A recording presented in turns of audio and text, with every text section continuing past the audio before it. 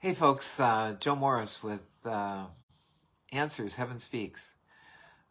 If you ever want to catch up on all the stories that we're doing daily, once again, we do this Monday through Friday, and then we take Saturday off, and then on Sunday, if I haven't gotten all wrapped up in sports, I'll come out and I'll do just strictly a biblical show.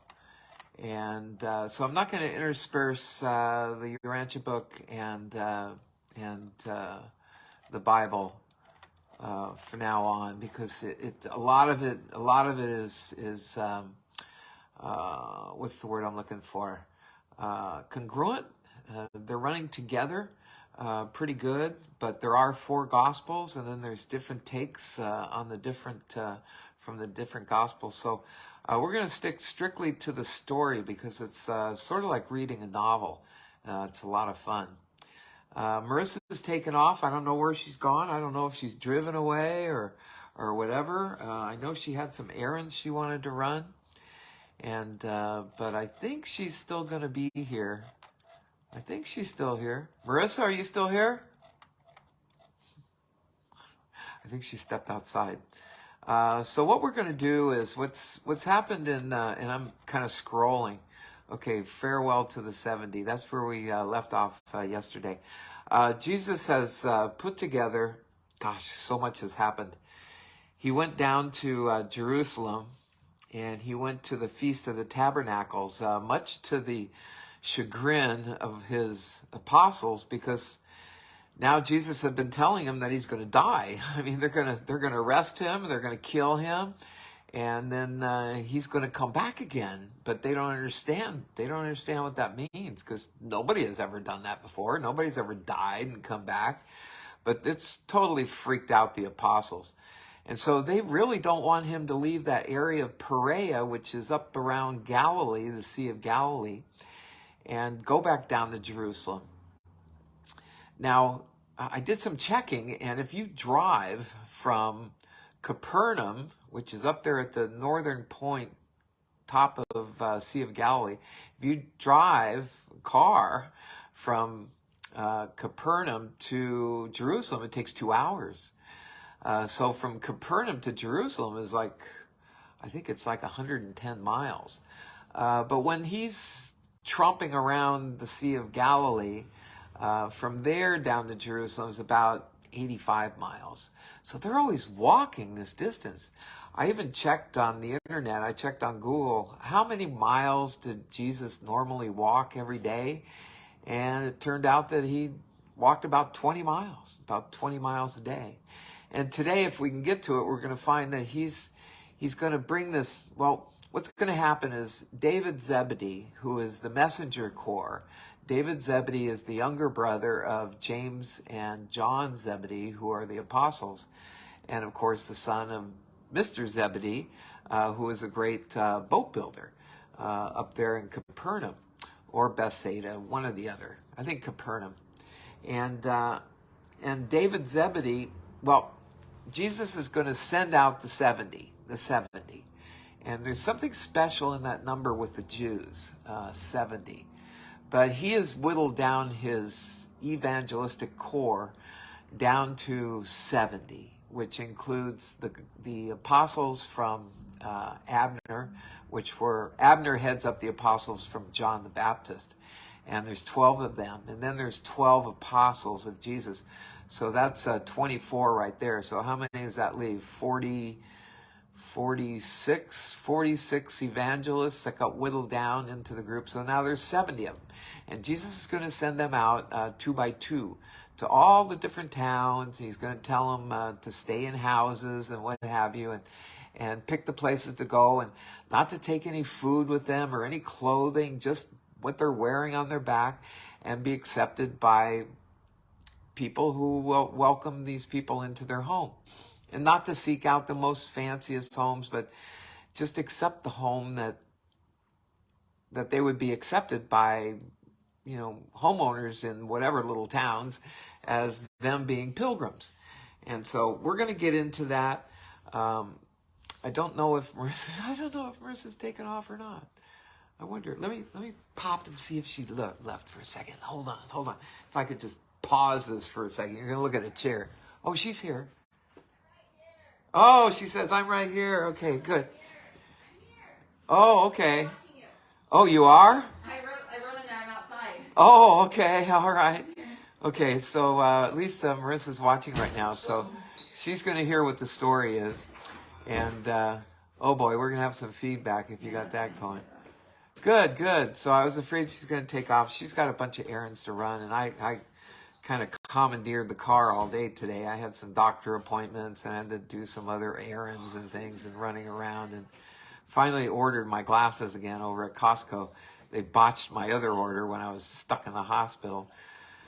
So I had to go reorder them again.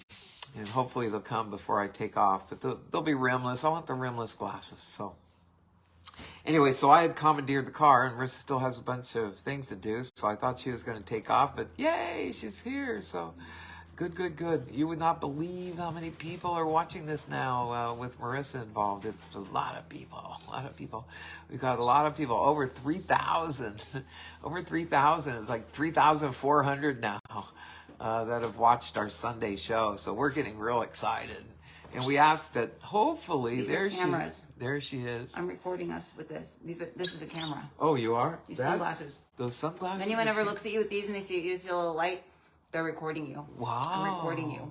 Mm-hmm. Wow. It's going onto my phone. Oh my gosh. They're Facebook glasses. Oh, that's how you catch people. Yep. Ask them a question and they can't deny it. Although a little blinking light on the glass.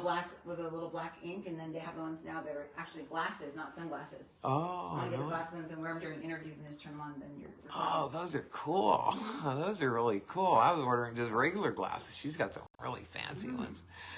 So anyway, we're not going to get into any secular stuff. We're not going to talk about politics. We're not going to talk about what goes on with big pharma or anything like that. But I kind of had some really good conversations with my doctors recently, and they know what's going on. They really know what's going on, sorta. They sorta do. But let's stick to the story because it's so exciting to be here with Marisa. And when we're doing this, all the universe personalities start coming in. So that's a lot of fun. And then Marisa will have something to say when we get done. If not, she'll just say hello and goodbye. And maybe they didn't have anything to add to the story. Because this is just a story. We're just going to talk about a story today. Jesus is going to send out his farewell to those 70 now that he has put together. And he wants to feel comfortable that when he is persecuted, when he is prosecuted and ends up dying, he will feel comfortable that he has established the right people to go out and continue his word. So let's get into it. And then he's going to kind of sneak away from everybody after they set up a camp in Pella. And that's David Zebedee. Remember, he had set something up way up there in Bethsaida some time ago, maybe a few months back. We're up into late December now of AD 29. So think back around August or July. David Zebedee had set up that camp where pilgrims were coming in from all over the place, like 1,500 people, and he set them up in a tent city. So he's going to do that again, but he's going to do it in Pella. At least for many is maybe somewhere between 500 and 1,000 people that will follow the ministers. The evangelists are going to go out and they're going to minister a little bit and they're going to heal. They're given the power to heal now from Jesus. So they're going to go out and they're going to heal minor illnesses, and that's going to pick up new pilgrims. They're going to want to follow him in to see the rock star. The rock star is Jesus, of course. Everybody wants to meet Jesus. I mean, I wish I could meet him, to tell you the truth. In a way, I do, through our channeling, but sure would be nice to see his face and just have him talk to us. Marisa's lucky. She gets to see him. He's here all the time. Oh, you're lucky. Does he is as dreamy as Rosemary says he is? I don't know. I doubt he even looks the way that I see him when I see him. Really? I don't think he has green and blue eyes. I think that he's probably super dark skin with dark hair, probably almost black. Really? I mean, you figure he was back there in Egypt, right? Yeah, but there were a lot of white people back then in those days. Yeah, that had traveled down from the northern climes looking for good weather. And so Here says he's fair. he's Okay? fair skinned. He's more fair. He's not dark. It's hard to say. I don't know, because his mom birthed him, but, we don't know what they did up in the ethers up there to artificially inseminate her. Yeah. We don't know the egg that they used to inseminate her. True. But They used Joseph. I don't think they used Joseph. Otherwise, they would have just let Joseph and Mary go ahead and have him. They would have had sex. And then it wouldn't have been a miraculous story. Yeah, they didn't have sex to have Yeshua. Artificial insemination. Yeah, basically, I think that's what happened.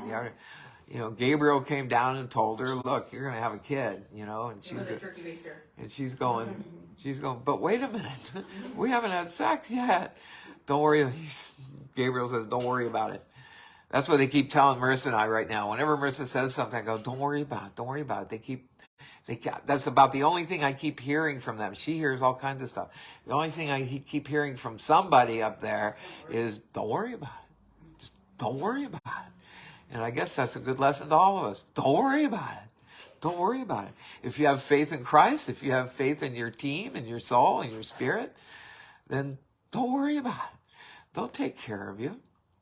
So anyway, we're going to get into the farewell to the 70. And it was a stirring time about the Magadan camp. They're up in Magadan, which is still up there in around Galilee, but they're going to work their way down about halfway to Jerusalem, into a camp called Pella, which is still in Perea.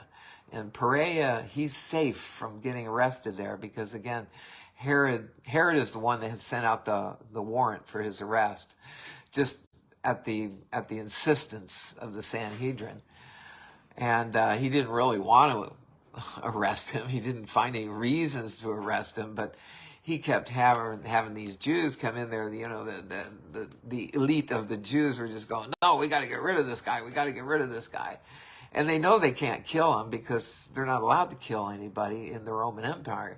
They can continue their rule. They have their king, Herod, and they have their own rules and everything. But it's sort of like, how would it be? It's sort of like living in a state. You live by state rules, state laws, what have you. But the federal government oversees everything. And that's kind of the way it was with the Roman Empire. They let the Jews go ahead and run their city, run their towns, run their country, so to speak. But they could never kill anybody without the approval of the Roman authorities. So we'll get into that. That's going to be coming up.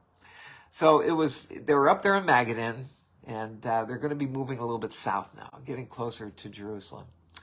So it was a stirring time about the Magadan camp. And remember, he had been talking about wealth and how, we have to back up a little bit because so many people nowadays, Christians and non-Christians. Who's Herod? Who's Herod? Herod.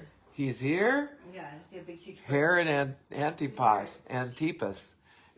He was the king of the Jews. Oh, yeah, Herod. But he's also the one that chopped off the head of John the Baptist.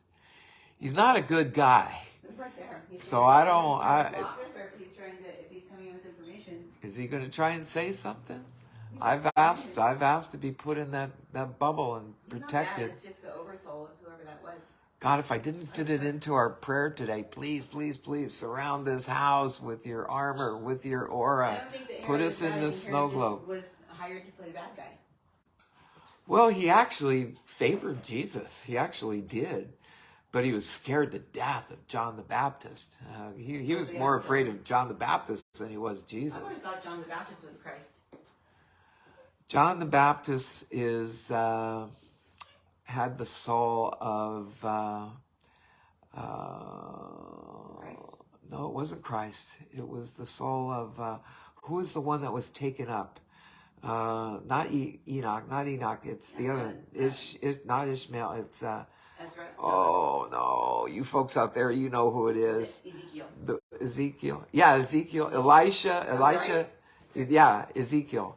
I just heard that in my head. Yeah, that's it. He had the, yes, was it Ezekiel that was taken up? Elisha, and no, not Ezekiel, Elijah. Like Ezekiel. Boy, it takes a long time to pull out of the gray matter. What's that? Now Ezekiel's here. All of them. Well, Ezekiel was a prophet. And the prophets are, they were all loved by the Jews, but they killed them first. Everybody they loved, they killed, and then they went, "Oh, I don't think we should have done that." Oops. So it was. I always wanted to say Isaiah, but it's not. It's who was it? Hurry, blanked.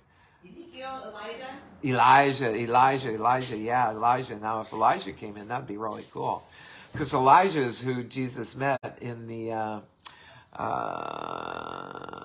When he had the transformation, I forget exactly what it's called, the something of transformation. When Jesus glowed and two people showed up, and John and James and Peter were up there and just totally freaked out. And they assumed it was Elijah and Moses. And it turned out it was actually Gabriel and I think Emmanuel that met him at the Mount of Transfiguration. So anyway, let me see. What was I really going to say? I was going to say,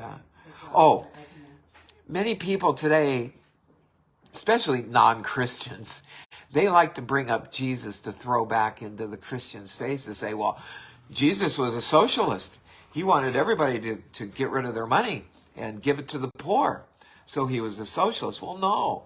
If you go back in our story, you'll know that Jesus actually traveled in one caravan, remember? And he was the tutor to the son of the caravan owner. And then after that, they went back to India. Somebody else hired him to run an entire caravan for a year. This is when he was in his 20s. And they would buy and sell goods. Buy and sell, buy and sell, buy and sell. I mean, that's what caravans did. Totally capitalistic. And Jesus used to have his own woodworking shop where he would make yokes. All kinds of things people needed. So he ran his own business. Plus he ran in two caravans. No, the only people he wanted to give up all their worldly possessions were the people that were intimate to him, that traveled with him, because they didn't want to be sidetracked. They didn't want to be sidetracked by their possessions or what have you. In fact, Marisa and I talked about this. Should we turn the camera horizontal or leave it vertical? And I said, if we turn it horizontal, then I'm going to be detracting from you while you're doing your thing, and you're going to be detracting from me when I'm doing my thing, because that's natural for your eyes to be going back and forth. So I think it works out better. We continue to do this in the vertical. And then so I'm on here when I'm on here, and when Marisa comes on, it's Marisa. Marisa's on here. And neither one of us will take either space. So anyway, they've left the, let's see. Oh, you got that one plugged back in, don't you? Okay, yeah, it just told me, watch out. I don't know if I've got enough battery there. Anyway, that's okay. Marissa's going to print out some things. No, I'm not going to print anything out. I was just seeing if it worked. Oh, okay. So anyway, they're up there in the Magadan camp. They chose the 70, and now they're going to be sent out on this ministry. Don't worry about it. Her printer over there is making a few clicks. So let's get into the story. I don't want to babble forever here. So it was a stirring time about the Magadan camp, the day the 70 went forth on their first mission. Now they've been training. Jesus has been training his apostles for like 2 years now. But he's been spending a lot of time up there in Magadan and teaching them on, well, actually Peter's the one that actually taught them what to preach and what to say. But Jesus kind of wraps it all up here very shortly. So early that morning in his last talk with the 70, Jesus placed emphasis on the following. The gospel of the kingdom must be proclaimed to all the world, to the Gentile as well as the Jew. Now, what we had read in the Bible on Sunday was his admonitions, his instructions to his 12. And if you remember, when he originally sent out his 12 to start doing some little ministry, He said, don't go to the Gentiles. Stick strictly with the lost sheep of the Jews. But now he's saying, go out to everybody. Go to everybody. Number 2, while ministering to the sick, refrain from teaching the expectation of miracles. Again, the best way to teach people to heal what may appear to be a miracle is actually for them to have faith, strong faith, faith in themselves. If they have faith in their trust in God, they can heal themselves just by the touch of somebody else. What's that religion nowadays where preachers go up and touch somebody and they fall over and they're healed or whatever? If it truly is true that they're healed, it's because those people had so much faith in the pastor that he was delivering miracle to them from God. Then that's really what does it. That's what really heals you, is actually your faith. So number 3, proclaim a spiritual brotherhood of the sons of God, not an outward kingdom of worldly power and material glory. Strictly the kingdom of heaven. Don't be talking about material things or political power. Number 4, avoid loss of time through overmuch social visiting and other trivialities which might detract from wholehearted devotion to preaching the gospel. In other words, don't stand around and just kind of socialize with people. Do what you have to do and then move on. Move on to somewhere else. Number 5, if the first house to be selected for a headquarters proves to be a worthy home, abide there throughout the sojourn in that city. Number 6, make clear, this is Jesus' instructions. He says, make clear to all faithful believers that the time for an open break with the religious leaders of the Jews at Jerusalem has now come. In other words, he's saying, stay away from all those Pharisees and Sanhedrin people because they hate you. They don't like you at all. They think you're upending their own religion. So Jesus tells them, break from them right now. As of now, stay away from the religious leaders. Number 7, teach that man's whole duty is summed up in this one commandment. This is the overriding rules over all the rules that the Jews have. And it's the rule that we need to love by today. And is love the Lord, your God, with all your heart and soul. Do his will. And with all your mind and soul, and your neighbor as yourself. So love your neighbor as yourself. Very hard thing to do. And then in parentheses, it says this they were to teach as man's whole duty in place of the 613 rules of living expounded by the Pharisees. So the Pharisees are out there teaching all the old rules. And Jesus boiled it down to 2, just 2. 1, love God with all your heart and soul, do his will. And the other is love your neighbor as yourself. Hard thing to do. And we've got a few exceptions to that. And Jesus has talked about it. If you really can't love that neighbor because that neighbor is evil in nature or whatever, you try to convince him otherwise to not be that way. And if it doesn't work, bring 2 more people with you and try it again. If that doesn't work, take them before the church or the authorities. And if that doesn't work, then just walk on by. Just walk on by. Say a prayer. Say, okay, I hope God helps that guy out. And then walk on by. Just walk on by. You don't have to love him anymore. I guess you have to love him in a way. You have to love it that he has a soul. It's just that his soul just doesn't have any means to take over the mental mind of certain humans. Humans just don't want to. They don't want to know that they got a soul. They don't want to be guided by anything special. They want to do everything on their own. That's why humans run into problems all the time. So when Jesus had talked thus to the 70 in the presence of all the apostles and disciples, Simon Peter took them off by themselves and preached to them their ordination sermon, which was an elaboration of the master's charge given at the time he laid his hands upon them and set them apart as messengers. And we read that on Sunday. Peter exhorted the 70 to cherish in their experience the following virtues. So Peter's telling them, number 1, consecrated devotion, to pray always for more laborers to be sent forth into the gospel harvest. Get more sowers. Again, it's the parable of the sower. dropping seeds, dropping seeds, dropping seeds. Get as many sowers as possible. He explained that when one so prays, he will more likely say, "Here am I, send me." And he admonished them to neglect not their daily worship. Peter goes on, he says, number 2, true courage. Courage. You can imagine, these guys are going out, they're out there in the belly of the beast, ministering something new around Gentiles who have lots of gods, and around Jews who have, yes, the Father, but they got lots and lots and lots of rules. And the Jews aren't liking them too much. So Peter says, have true courage. He warned them that they would encounter hostility and be certain to meet with persecution. Marisa and I feel that ourselves because, like I say, we're kind of in this thing called bridging the gap between Christianity and spirituality. And when we started on this mission 11 years ago, the Christians didn't want to have anything to do with what I was doing. And the spiritualists didn't want to hear about Jesus and church and Christ. And so we were kind of like an island out there. We just didn't really have an audience.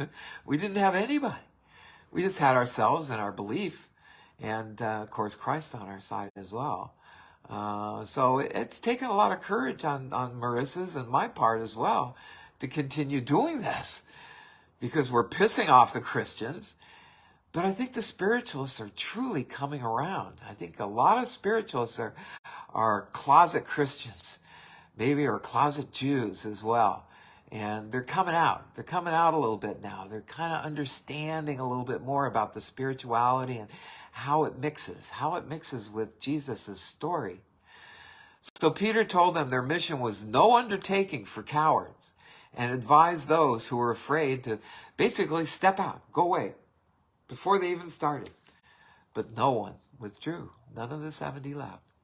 Number 3, faith and trust. They must go forth on this short mission wholly, unprovided for. They must trust the Father for food and shelter and all other things that basically they would need. Number 4, zeal and initiative. Use some initiative. They must be possessed with zeal. Excited, excited about what they're doing, not being just dry, like dry reading the Bible and just fall asleep. They must be possessed with zeal and intelligent enthusiasm. They must attend strictly to their master's business. Then it says, Oriental salutation was a lengthy and elaborate ceremony. Therefore, had they been instructed to salute no man by the way.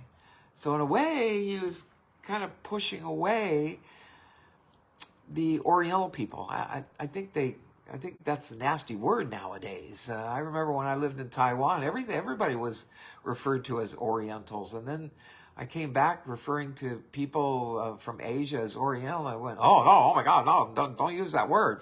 Well, it's used here. And there's just so many different beliefs coming out of the Oriental, out of Asia. So salute no man, by the way, which was a common method of exhorting one to go about his business without the waste of time. It had nothing to do with the matter of a friendly greeting. Number 5, kindness and courtesy. A lot of these things we've got in our own channeling as well. These might be something I might want to pull up on Sunday out of our own channeling and mix it kind of in with the biblical accounts of all this. Because we cover a lot of this stuff. Jesus did in Conversations with Jesus, and we've got these 21-day cards that cover a lot of these things. Kindness and courtesy. The master had instructed them to avoid unnecessary waste of time in social ceremonies, but he enjoined courtesy toward all with whom they should come in contact. So they should be courteous, just don't waste your time standing around shooting the bull, so to speak. Their mission was to proclaim the kingdom of heaven and to do the will of the Father. They were to show every kindness to those who might entertain them in their homes. And they were strictly warned against leaving a modest home just to be entertained in a more comfortable or an influential one. In other words, when they settle down in the one house, if somebody across the street in a great big fancy house invited them to come over, Jesus is saying, no, stay with the one who invited you in first. Even if somebody with a big fancy house invites you in. Number 6, ministry to the sick. Ministry to the sick. So Jesus is giving them that power. He hasn't turned over that spirit of truth to them yet. That comes after his resurrection. But he's giving him power. He's empowering them to minister to the sick. And the 70 were charged by Peter to search out the sick in mind and body, and to do everything in their power to bring about the alleviation or the cure of their maladies. And when they had been thus charged and instructed by Peter, they started out 2 by 2 on their mission in Galilee, Samaria, and Judea. That's a big area, and lots of towns. And I was looking at the map of Israel today, and boy, they got a lot of towns. In Israel. So although the Jews had a peculiar regard for the number of 70, the Jews had something about this number 70. In the Bible, though, they talk about the 72. Here they talk about 70. So I'm not sure. I don't know how to bring those two together. Sometimes considering the nations of heathendom as being 70 in number. Maybe at that time there were 70 heathen nations. I don't know. And although these 70 messengers were to go with the gospel to all the peoples, still, as far as we can discern, these are the midwives talking now, it was only coincidental that this group happened to number just 70. Certain it was that Jesus would have accepted no less than half a dozen others. So it could have been like 76, but that's how it got whittled down. But they were unwilling to pay the price of forsaking wealth and families. Probably even more than a half a dozen. Could have been at least a dozen, maybe more. So now they're going to move on down to the camp in Pella.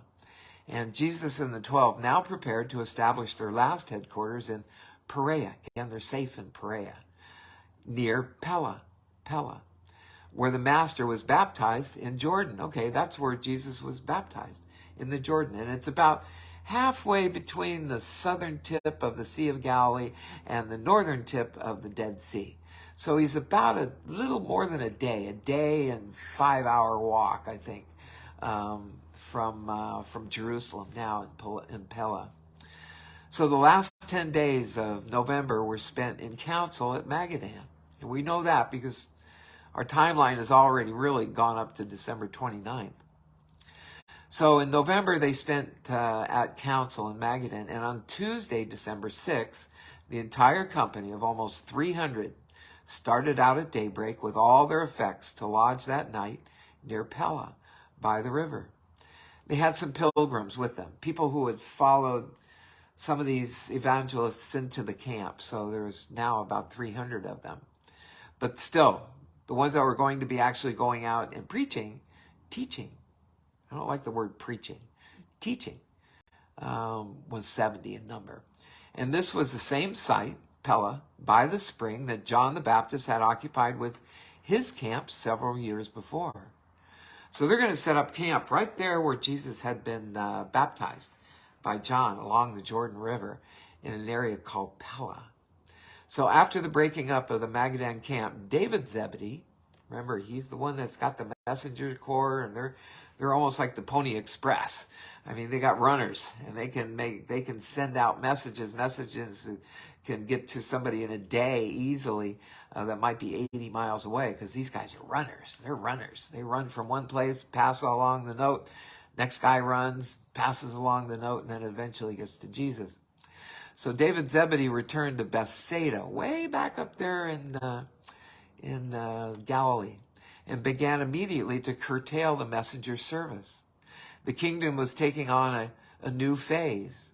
Daily, pilgrims arrived from all parts of Palestine, and again, all of Israel in that day was called Palestine. And even from remote regions, and there were areas. There was a northern area, which was Judea, and the southern area was Israel. So, So they're coming from all parts of Palestine, even from remote regions of the Roman Empire. These are pilgrims, people trying to find Jesus. Believers occasionally came from all the way from Mesopotamia. Mesopotamia is Iran of today, and from the lands east of the Tigris. That would put even east of that. That's heading out towards India. Maybe taking in Pakistan and Afghanistan of today.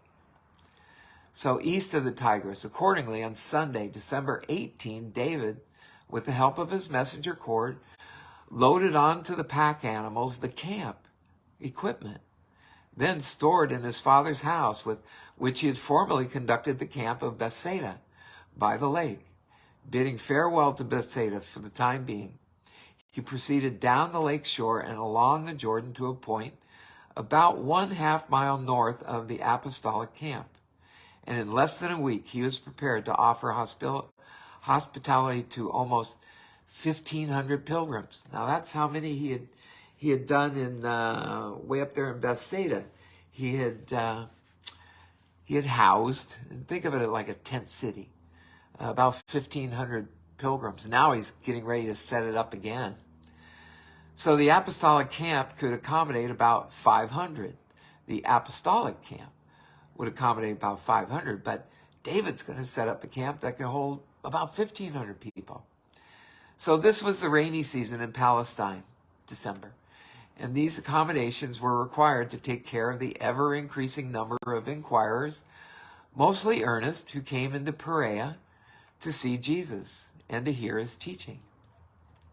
David did all this on his own initiative, setting up that camp. Though he had taken counsel with Philip, the apostles Philip and Matthew, at Magadan, he employed the larger part of his former messenger corps as his helpers in conducting this camp. He now used less than 20 men on a regular messenger duty.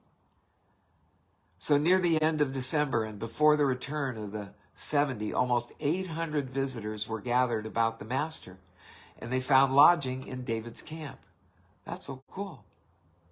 So now we'll get to the return of the 70. The 70 have gone out, they've done their thing, and now they're going to come back with the apostolic corps in Pella to be around Jesus. So on, and that was between December 6th, or it might have been the 19th, up to now December 30th. So on Friday, December 30th, while Jesus was away in the nearby hills with Peter, James, and John, Peter, James, and John always were accompanying Jesus. No wonder Peter and Jesus are so close. The 70 messengers were arriving by couples, accompanied by numerous believers at the Pella headquarters. All 70 were assembled at the teaching site about 5 o'clock when Jesus returned to the camp. This is so cool. This is a story. The evening meal was delayed for more than an hour. Their meal was delayed for an hour. They didn't even fit this in. Wow, they had to wait an hour to eat. While these enthusiasts for the gospel of the kingdom related their experiences.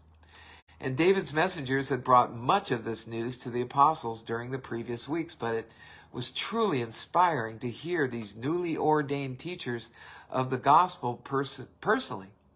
They were coming back and telling the stories of what happened. Did they heal people? Were they teaching people about the kingdom of heaven? Were they accepting the teachings? And so now they're coming back and they're all excited. They're going to be all around the master and want to tell him what happened and all their teaching during the last 2 weeks, whatever. So they wanted to tell how their message had been received by hungry Jews and Gentiles. At last, Jesus was able to see men going out to spread the good news without his personal presence. So the master now knew, Jesus knew, that he could leave this world without seriously hindering the progress of the kingdom. So that was a big relief for him. That was a big cloud off his shoulders, because he was afraid that people were just going to dumb themselves down after he was gone, and this teaching would never move on. Well, it has. It surely has. So when the 70 related how, quote, even the devils were subject, unquote, to them, They referenced to the wonderful cures that they had wrought in the cases of victims of nervous disorders. Nevertheless, there had been a few cases of real spirit possession relieved by these ministries. And referring to these, Jesus said, "It is not strange that these disobedient minor spirits should be subject to you, seeing that I beheld Satan falling as lightning from heaven." That was up on Mount Hebron, remember? When Jesus said, no, no, no, no, no, stand behind me. Stand behind me. I am not going, you, Satan, are not going to give me all the kingdoms of the world. Just because you think you own them to worship you. He said, no, no, no, no, no. Satan, you stand behind me. He didn't kill him. He said, just stand behind him. Be after me. So spiritual battle is ongoing, ongoing, ongoing. So Satan falling as lightning from heaven, but rejoice not so much over this. This is Jesus. For I declare to you that as soon as I return to my Father, they all didn't want to hear that, but he's keep reminding them. He says, we will send forth our spirits. That's going to be the Spirit of truth. We will send forth our spirits into the very minds of men so that no more can these few lost spirits enter the minds of unfortunate mortals. Oh my God. Although that's what's happening all over our world today. We've got all these evil spirits that have inhabited the minds of those people who are in charge of this world right now. We call it the Luciferian rebellion. That's why the Christ explosion is so important. The battle has got to take place. People have got to have the strength to thwart the evil spirits that want to inhabit you. Because you know what? Evil spirits can't get any energy. It's like a car that's going to run out of gas. They can't get any energy from God because God has disowned them. So the only way they can get energy is if they can invade your space. If they can take your energy from you. So if you leave yourself wide open, you can be inhabited by an evil spirit. How many times do these kids, these crazy kids, go out and kill up all these people? And then after he's killed all these people, if he hasn't been killed himself, he goes, I didn't mean it. I don't know. I don't know why I did it. It's because they're infested. They're inhabited by evil spirits telling them, hey, go kill some people. Go kill some people. Don't forget, there's a spiritual battle going on right now between God and Satan. God and Satan. It's probably Christ and Satan. Satan wants your soul. Satan wants your soul so that you can be delivered into his kingdom. God wants your soul too. The two of them are battling it out right now. They're battling it out for you. For you. I rejoice with you that you have power with men. This is Jesus. But be not lifted up because of this experience, but the rather rejoice that your names are written on the rolls of heaven, and that you are thus to go forward in an endless career of spiritual conquest. That was Jesus. Now the midway is back in here. And it was at this time, just before partaking of the evening meal, that Jesus experienced one of those rare moments of emotional ecstasy, which his followers had only occasionally witnessed. And here he said to them out loud, I thank you, my Father, Lord of heaven and earth, that while this wonderful gospel was hidden from the wise and self-righteous, the Spirit has revealed these spiritual glories to these children of the kingdom. Yes, my Father, it must have been pleasing in your sight to do this. And I rejoice to know that the good news will spread to all the world, even after I shall have returned to you, and the work which you have given me to perform. I am mightily moved as I realize you are about to deliver all authority into my hands, that only you really know who I am, and that I only really know you, and those to whom I have revealed you. And when I have finished this revelation to my brethren in the flesh, I will continue the revelation to your creatures on high. That's you and I today. Jesus continues. He just continues. He's got a soft spot for earth. Don't forget, he's in charge of an entire universe. And there's lots of places on the universe where there are creatures like humans that have souls that live in them in communities where there's logic and cities and governments and all these other things. It's not just on earth.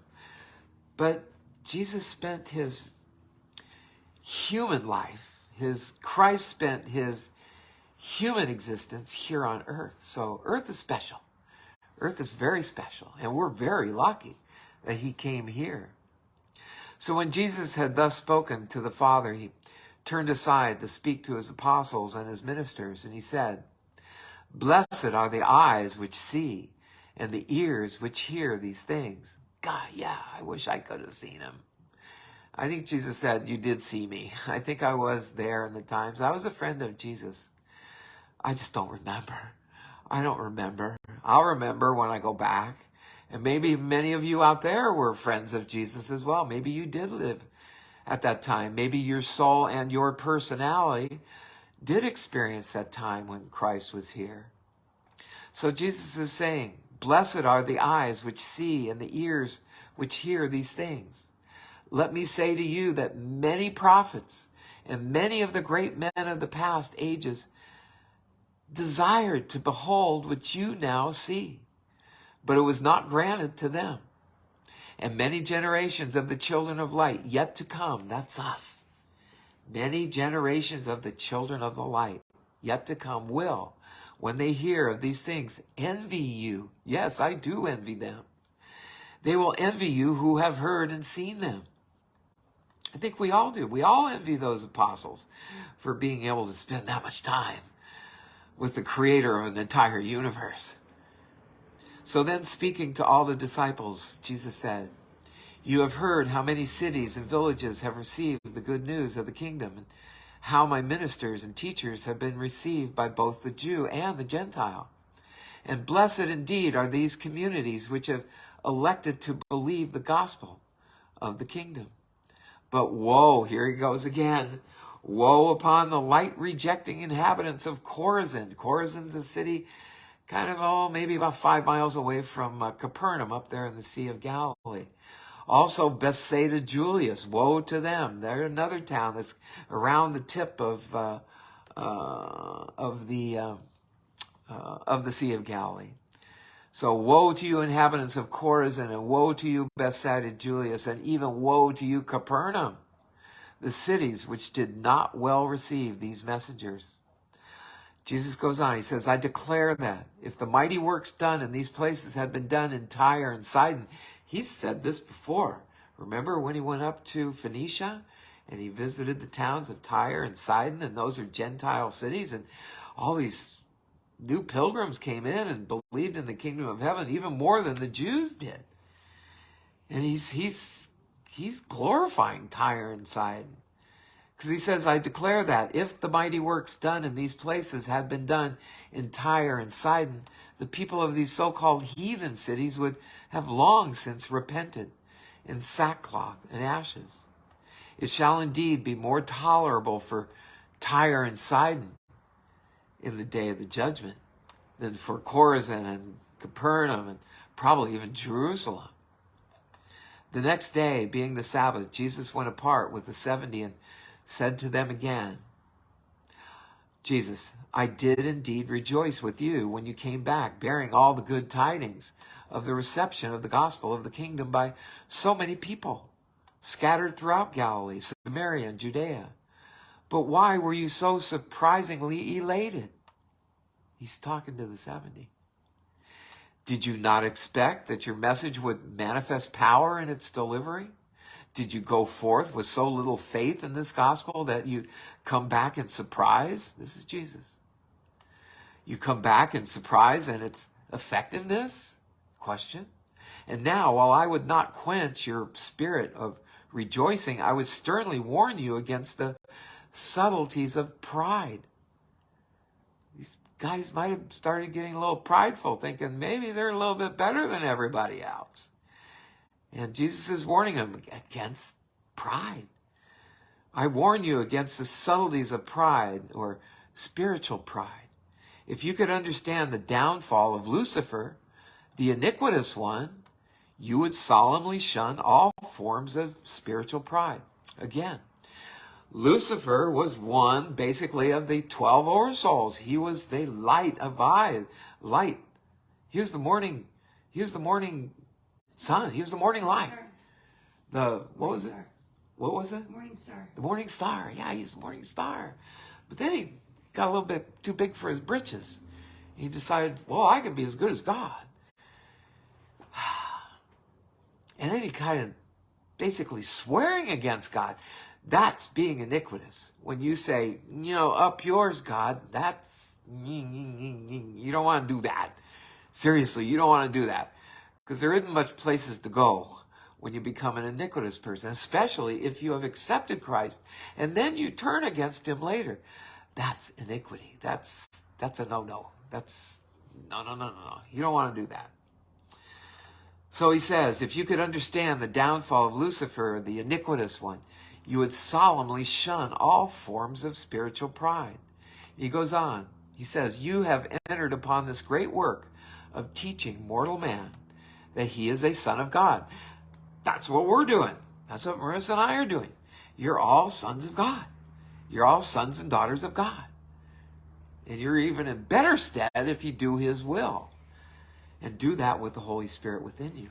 He goes on, he says, I have shown you the way, so go forth to do your duty, and be not weary in well-doing. To you and to all who shall follow in your steps down through the ages, let me say, I always stand near. And my invitation call is, and ever shall be, come to me, all you who labor and are heavy laden, and I will give you rest. Take my yoke upon you and learn of me, for I am true and loyal, and you shall find spiritual rest for your souls. So back to the story. And they found the master's words to be true when they put his promises to the test. And since that day, countless thousands also have tested and proved the surety of these same promises. Okay, we're going to get into, I think this is the last paper of paper 163. It's entitled Preparation for the Last Mission.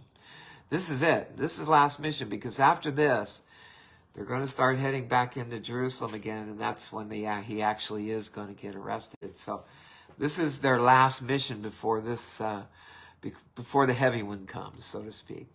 So the next few days, that would take them probably into the new year, after the 1st of January, into the year 8030 now. The next few, how are we doing on time? Oh, okay. The next few days were busy times. We've got about 10 minutes. Yeah. The next few days were busy times in the Pella camp. Preparations for the Perean mission were being completed. And Jesus and his associates were about to enter upon their last mission, the 3-month tour of all Perea. So they're going to spend 3 months there, which terminated only upon the master's entering Jerusalem for his final labors on earth. So throughout this period, so our story will continue and cover those 3 months and kind of the things that take place. So I don't know how long that's going to take. It may take us maybe a week or so. But anyway, throughout this period, the headquarters of Jesus and the 12 apostles was maintained at the Pella camp. And it was no longer necessary for Jesus to go abroad to teach the people. They now came to him in increasing numbers each week, and from all parts, not only from Palestine, but from the whole Roman world and from the Near East. Although the master participated with the 70 in the tour of Perea, he spent much of his time at the Pella camp, teaching the multitude and instructing the 12. That would be his 12, his apostles. So throughout this 3 months period, at least 10 of the apostles remained with Jesus. Now the women corps also prepared to go out 2 by 2, with the 70 to labor in the larger cities of Perea. And this original group of 12 women had recently trained a larger corps of 50 more women in the work of home visitation and in the art of ministering to the sick and the afflicted. Perpetua, Simon Peter's wife, became a member of this new division of the women's corps and was entrusted with the leadership of the enlarged women's work under Abner. And after Pentecost, after the crucifixion and Jesus coming back, came back to life for 40 days. And Pentecost is when, we'll get into that. We'll get into that a little bit deeper. That's when Jesus gives all of them the Spirit of truth, which gives them the ability to go out and heal by touch. But after Pentecost, she, Perpetua, remained with Peter, her illustrious husband, accompanying him on all of his missionary tours, and on the day Peter was crucified in Rome. She then was fed to the wild beasts in the arena. Poor Perpetua, oh my God. She has to watch her husband be crucified. Peter insisted upside down. Well, we'll get to that. We'll get into that story. Don't want to jump ahead too far. But you remember, all the Christians were being thrown into this arena and being eaten by lions. I mean, that's what they thought of Christians. At least the Romans did. And the Jews were happily turning them over to the Romans. So poor Perpetua got eaten in the arena. This new women's corps also had as members the wives of Philip, the Apostle Philip, and the wife of Matthew, and the mother of James and John. That would be Zebedee. That would be the Zebedee wife. The work of the kingdom now prepared to enter upon its terminal phase under the personal leadership of Jesus. And this present phase was one of spiritual depth in contrast with the miracle-minded and the wonder-seeking multitudes who followed after the Master during the former days of popularity in Galilee. Remember, he was very popular. He had healed a lot of people. And then they wanted him to be a king. And he said, I don't want to be a king. I'm not from this world. And that upset them. They kind of turned their back on him and walked away. However, there were still any number of his followers who were material-minded and who failed to grasp the truth that the kingdom of heaven is the spiritual brotherhood of man, founded on the eternal fact of the universal fatherhood of God. And that does it. That does it for our paper 163. We're going to get into next. I don't have the time to do it. I'm going to turn this over to Marisa, see if she's got anything to say. There's nothing to say. It's a good story. It is a good story. I mean, there's a whole bunch of the guy is still there. You want to just say hi? See if anything pops up? So we'll be getting in tomorrow. We'll get into paper 164, and that's at the Feast of Dedication. Jesus kind of slips away from a couple of his apostles that go with him, Nathaniel and I think Nathaniel and Matthew. And he takes off into Jerusalem all by himself. And everybody's freaking out, totally freaking out. So we're going to get into that tomorrow. So thank you, Joe Moris, Answers Heaven Speaks. I can't read the names of people who've come on here, but thank you so much for those of you who have stayed with us live. And thank you for all you people out there that are following the story. I'm so amazed. Sure I am just absolutely amazed. Yeah, don't forget to go to Facebook, Answers Heaven Speaks, and then you're getting a lot of link clicks. Link clicks are when people click on discoverintuition.com. So I spent a couple hours today making sure my website was up. Yeah, I hope it is. Now you're going to be a little fuzzy, Marisa, because you've opened up all that light. Yeah, you're going to need to close that back up. Otherwise, right, people are not going to see your face. I'll let you sit here. We'll listen to this again later. I like the way we did it the other night. Hi, guys. Yeah, just say hi. Hello. If anything pops into your head. Here. The thing that kept going through my head was are you okay? Yeah, I'm okay. I'm trying to get over too much. Shoes, you just almost tripped on my shoes. Yeah. I kept wanting to draw a chart. And the cool thing about running this, we could run this episode later. I could run it and run the whiteboard on Zoom, and I can draw the picture on the computer. Show it. But they just kept drawing a picture. They kept drawing a picture of us, of people, because you kept talking about faith in the beginning. Yeah. They were talking about people and healing and how Jesus passed on the ability to heal to the 70. Yeah. It was all 70 of them. Yeah, and so it was kind of like an attunement, like what we do, like when I do on people with their Reiki attunements or with the higher self attunements. And Yeah, they all became Reiki masters. Basically, yeah. Yeah, that's what Dr. Emoto, or whatever, not Emoto, the guy who started Reiki. God, it's slipping my mind. Horrible. But anyways, he went up to the top of a mountain. I know. Well, he went up to the top of the mountain to find out how Jesus healed, and that's when he was given the Reiki symbols and the ability to heal. So they were just showing Jesus is having this, like, they're showing like the sun. Remember the other night they talked about the gold or the yellow sun or whatever inside of us. And it was interesting because I kept seeing like children, they had like the sun inside them. And then I saw them get older and older and older. And then some of them, the sun would leave, like kind of like the Christ within them would leave because they would fall into fear or anger or whatever. The world would get to them. But I just kept hearing them say, no matter what, when you follow the sun, you'll always know where you're going. And I was like, well, isn't that kind of like directions or whatever? You know, you follow the sun going down on the west or whatever, the sun goes down. And they said, follow the sun. You'll always feel it inside of you, whether you're baptized or whether you're a Christian or not, no matter what religion you are, you always have a sun inside of you, and we are the sun. So like, basically like our soul is like the Father, and he talks about the Father. We have this consciousness that's up there, and it creates a sun, and that sun lives inside of our soul, and it guides us and it leads us the whole way. But it doesn't really tell us what to do. They're saying it holds a frequency to where you don't feel human emotion. And that's why it's so easy for them to say, oh, just forgive or just have faith. Because if you don't have like bitter human emotion, it's pretty easy to believe in anything or have faith in anything, right? If you're not dredging up the past or thinking about the future and you're not worrying, like they keep saying, don't worry. But they're saying that there is a piece inside of every single person, everyone watching this, everyone out there, a piece inside of us that is completely emotionally mature, that doesn't get triggered by the world.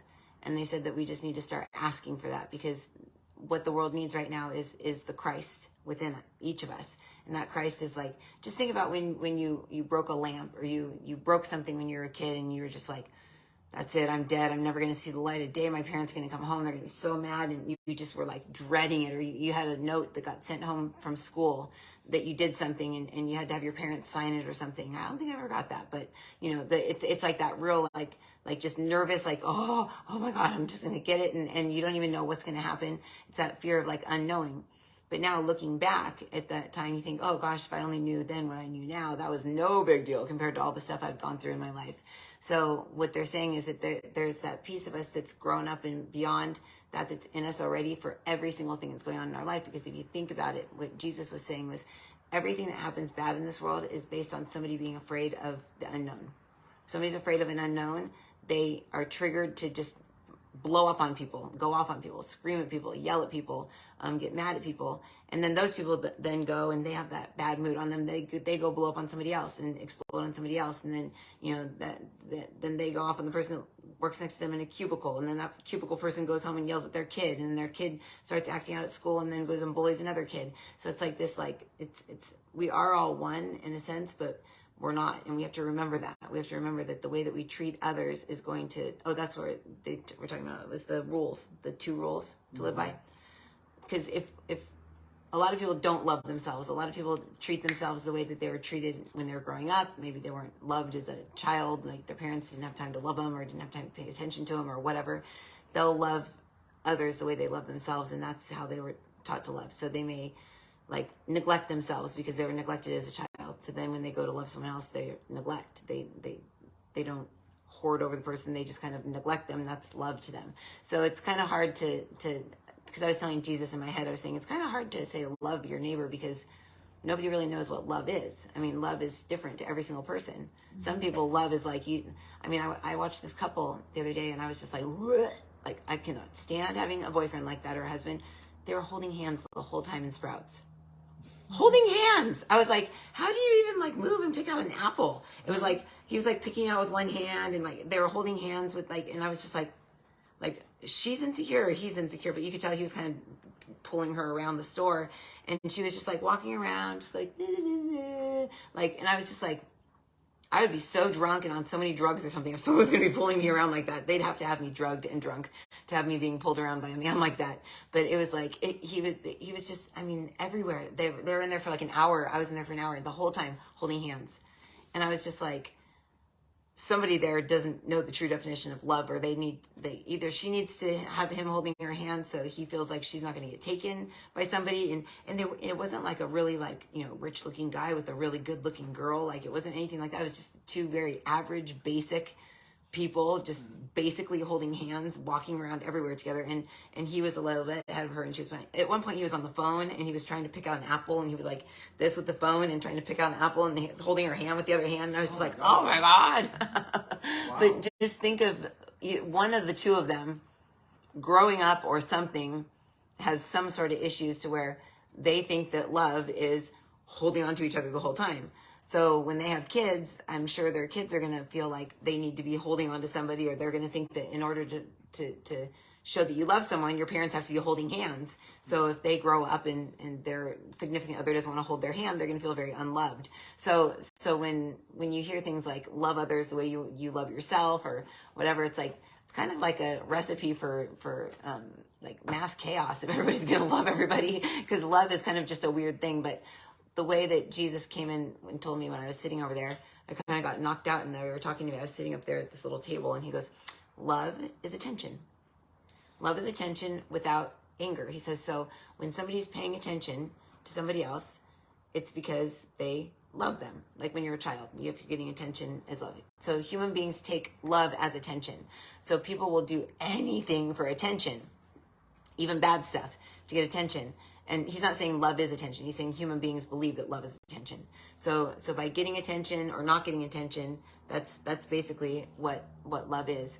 And I said, well, then what is love, Jesus? And he says, and he goes, what is love? And I was like, no, what is love? And he says, what is love? And I said, no, what is love? And he said, what is love? And I was like, oh my God. Yes. No, God says yes. No, I said, oh my gosh, seriously, are you going to tell me? And he says, everybody inside of themselves knows what love is. I don't know if I could. More is respect and adornment. Okay, so that's yours. Mine would be trust and leaving me alone. Like trusting me to do what I need to do and not asking me about it a million times and not hovering. So everyone's love is different. I think who was it said that love has something like 33 different definitions? Oh, I can imagine. Yeah, there's like 33 different, I don't know which language it's in. But... Peter says, love is flowers, and that's why love dies. He's over here with like flowers, but he's going, if you want someone to know that you love them, you give them flowers. What better to do than to give them a dying plant? Peter's being so funny. But no, Peter actually just said something that was very smart. He says, love for God, most people think of God as a genie. They go, oh, God, rub my lamp, and okay, God, what do I want today? This is what I want. And he says, you ask a genie for help, you're going to get a genie. He says, you can't be asking God for things the way you would ask for a genie. He says, you have to love what it is that you want. And then that's when it will become. He says, this is where we get into it with wealth and money and loving, because you can love the way you feel when you have enough money to cover your bills, and you don't have to worry about, where the money's going to come for your next, house payment or the electricity bill or whatever. But you have to think of the way that you feel when you're secure with that, when you're not in fear. And he said that's love. That love is when you don't feel fear. Interesting. Just wow. That's it. When you don't feel fear, he says not necessarily safe. He says when you feel secure and you feel a part of and you feel included and you feel at one with your life. That's when you feel truly loved. That's kind of true, huh? That's pretty good, Peter. Pretty good. He goes, thank you. He says, so when we look for a relationship, when we get into a relationship, when we start to feel like that security, that person is going to be taken away, we get very afraid. and we start to either push that person away to make them go away quicker so that we won't feel the feeling of having that security taken away. So love is security, and when you're in love with someone, you're not necessarily in love with that person, you're in love with the way that you feel with that person. So it's not just like a one person thing. He says, love the way that you feel when you're in love. He says it's not lust. It's not, ooh la la, they're so attractive and oh la la la la. He says that's lust. But the being in love with someone and feeling secure with someone and just knowing that they're there, he says that's love. And in friendship, it's the feeling of neutrality, like you don't have to worry that they're going anywhere. So he says the very first heartbreak our consciousness ever experiences as a soul is when we get broken off from God, because we know we will never get put back there.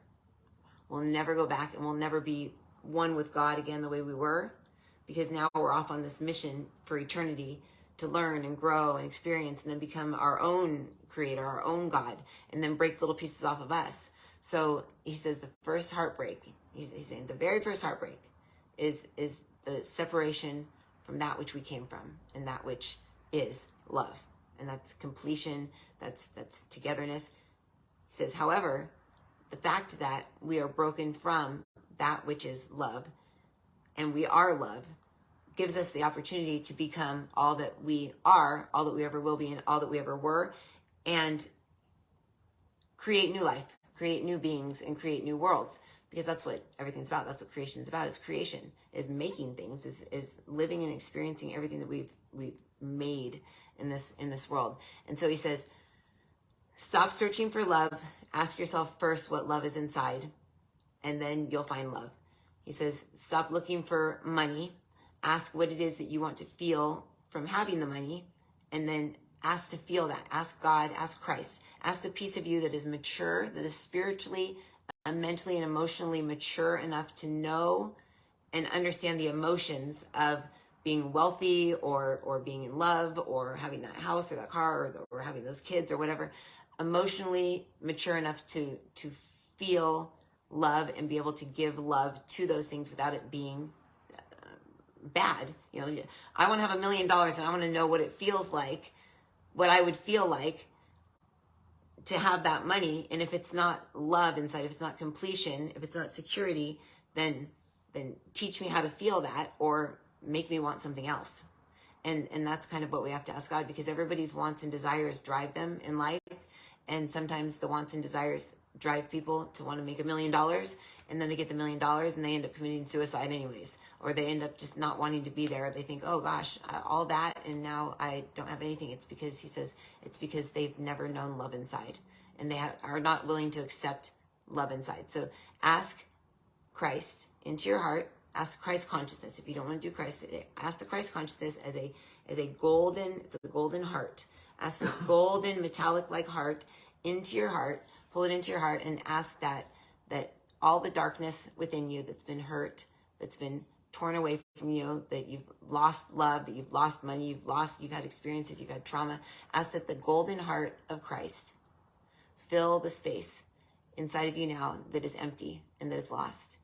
And as this golden heart expands throughout your entire body, allow it to expand up all the way through your entire body until it's surrounding you, and just know and understand that Christ is you, is in you, is all around you, and the love of the Father, the love of the Mother, the love of all of your soul, all of your soul family, everybody, anyone that you've ever known, will know, have known, that love is inside of you, and don't be afraid to let the love in.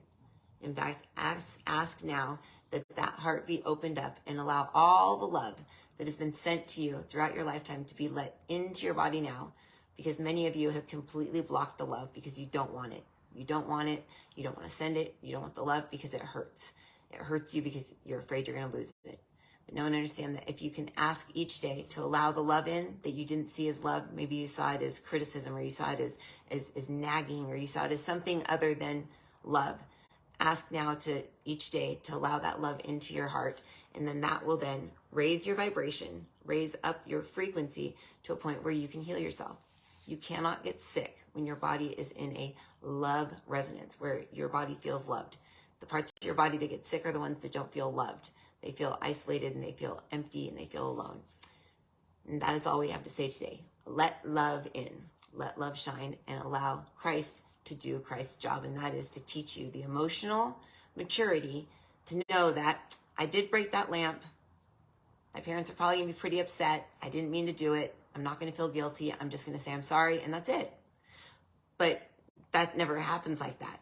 The kids feel guilty, then they get down on themselves, and then they get in trouble, and then they hang on to it, and they remember breaking the lamp, and then they feel guilty, and then the next time the parents get a lamp, they don't want to go near it because they don't want to break it. So there's just all of these things that get imprinted into us out of fear of what other people are going to feel, and that's the unknown. So when you're feeling the unknown, when you're feeling stressed, when you're feeling unease, just ask Christ, ask your soul, your I am, to step in and to help you to feel at ease and to help you to not see the future, but to know that the future is going to be okay. Because when you have faith and when you have that Christ consciousness within you, guiding you and leading you each day, allowing the love into your life, you can't go wrong. Because even if something really bad happens that you would think is bad, it won't be bad. You'll say, oh, I learned something from that. Oh gosh, yeah, okay, that wasn't that bad. But if you look at it from the other point where there's no love in you and you think everyone's against you, nothing can ever be good when you feel everyone's against you.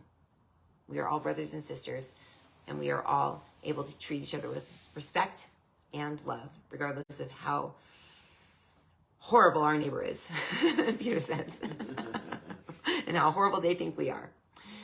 Okay, and Jesus says, and it is good. He says, and it is good, and it is so.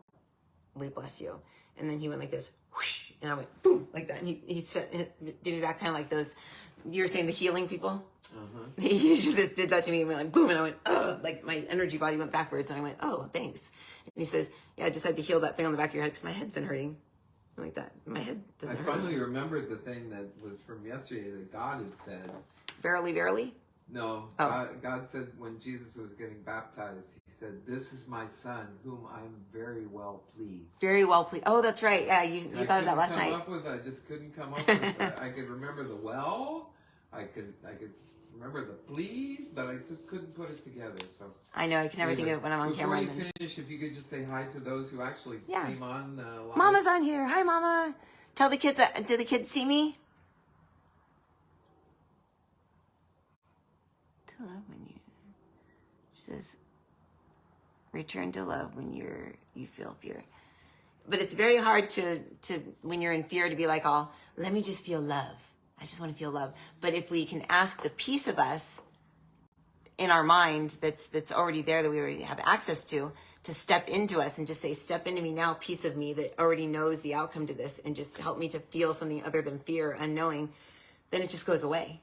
And that's what they were saying about the attunement is when they got when they got taught to heal, these 70 just got brought into a place within themselves where they were not in fear, where they just felt, and that's why they couldn't have like the outside belongings and stuff, because they'd have a fear of, oh, what if my money gets stolen, or what if this gets taken, or what if this family member gets sick, then I'm going to just be so upset if something happens to them. So he was trying to find people that were unattached to other things, not because they were bad things, but just because their focus needed to be on what they're doing. Yeah, like I try to channel, and then the kids come in, and it's like I'm no longer a channel, I'm now mom. So I drop down into my lower chakras because I'm like trying to get grounded and trying to work with the kids and stuff. So it's nice to be able to take a little tiny bit of a break and come over and channel and stay connected to the ethers. But then back to Vegas will be like back into the everyday run of whatever. Mama's there. Let's see, Marisa. Oh, hey, Marisa.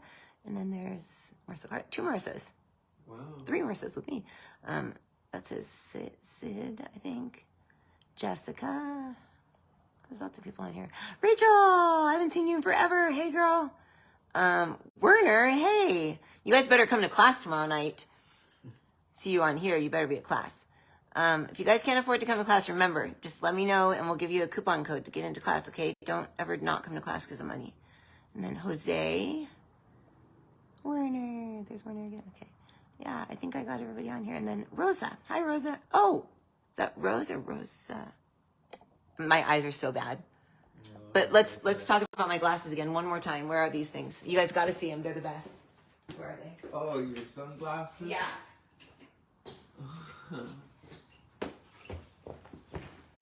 Excuse the Tom Cruise look, but watch this.